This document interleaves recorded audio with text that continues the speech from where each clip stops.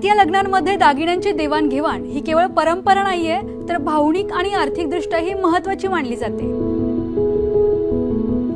मात्र लग्नानंतर अनेकदा एक प्रश्न उपस्थित होतो की या दागिन्यांवर खरा हक्क कोणाचा असतो, सासरच्या मंडळीचा की त्या महिलेचा? आता कायद्याच्या दृष्टीने पाहिल्यास लग्नाच्या वेळी किंवा त्यानंतर महिलेला भेट स्वरूपात जे मिळालेले दागिने असतात, रोख रक्कम किंवा मौल्यवान वस्तू असेल, तर या सगळ्याला स्त्रीधन असं म्हटलं जातं।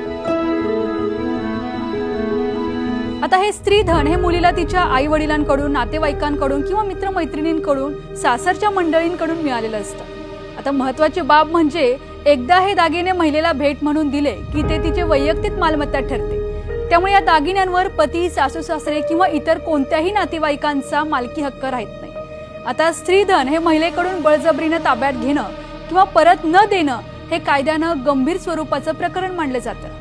अशा परिस्थितीत संबंधितांवर कायदेशीर कारवाई देखील होऊ शकते।